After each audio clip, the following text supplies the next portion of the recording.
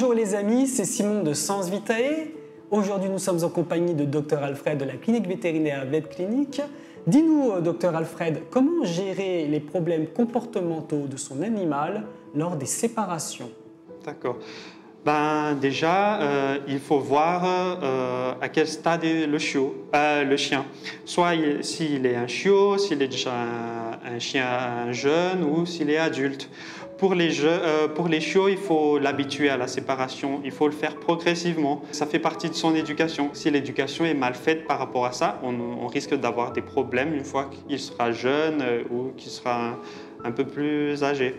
Ensuite, si c'est un sujet jeune, lorsqu'il y a la séparation, il ne faut pas le laisser dans un état d'excitation lorsqu'on sort. Il faut le laisser bien calme avant de se séparer de lui, parce que si on le laisse dans un état d'excitation, il ne pourra pas se calmer tout seul.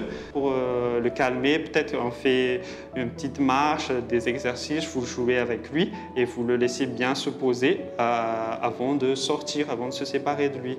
Ensuite, il ne faut pas faire de rituel, par exemple, on le dit une habitude, quoi, parce qu'à un moment, ce n'est pas sûr que vous pourriez le faire tout le temps. Du coup, ce qu'il y a à faire, c'est que peu de temps avant de sortir, par exemple, vous le laissez dans son coin, vous ne l'appelez pas pour qu'il se rapproche de vous. On ne lui dit pas au revoir, oui, en fait, on ne lui dit pas au revoir. On le laisse se poser dans son coin, vous êtes calme. Et on sort. On sort un petit peu comme si de rien n'était, quoi, oui. comme si on ne sortait pas en fait. Oui, parce que si on le laisse comme ça, si on le dit tout le temps au revoir, il va dire, et au moment où il n'aura pas son habitude, il va être excité, il va se dire qu'est-ce qui se passe et ça risque de causer des problèmes.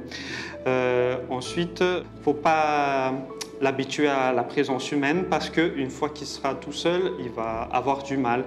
Du coup, c'est bien d'être proche de son chien, je ne dis pas que c'est mauvais, mais il faut quand même que le chien ait une certaine indépendance. D'accord, il faut que le laisser tout seul en fait de temps en temps. De temps en temps, on peut jouer avec lui, être très proche de lui, mais de temps en temps, il faut le laisser dans son coin et qu'il fasse tout seul ses trucs.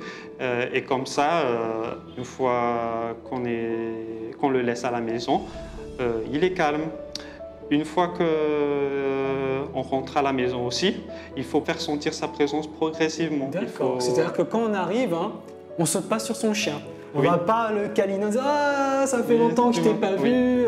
En fait, il faut rentrer, faire comme si de rien n'était, comme s'il n'y a pas eu d'événement en fait. Oui, comme s'il n'y a pas de séparation. Il n'y a pas eu de séparation. Hein, tout simplement, tu as eu un moment où tu étais tout seul, maintenant je suis là, et progressivement redonner de l'attention à son animal. C'est bien ce que tu es en train de me dire. C'est ça, comme ça, à chaque fois qu'il y aura une séparation, il se dira « Ah non, c'est normal, c'est pas un événement causant du stress. En oui, fait, pour c'est ça. Et après, pour les sujets un peu plus âgés, une fois que la séparation, parfois c'est un peu plus compliqué, mais il faut le faire progressivement. Par exemple, si y a un souci, on fait semblant de sortir et puis on revient et au fur et à mesure, on augmente le temps de séparation pour...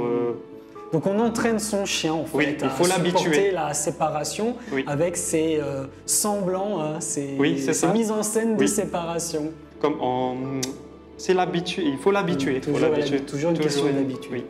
Eh bien écoute, merci beaucoup Dr Alfred pour tous ces précieux conseils. N'hésitez pas à poser vos questions en commentaire, à vous abonner à notre chaîne YouTube Sens Vitae. À très bientôt les amis. À très bientôt.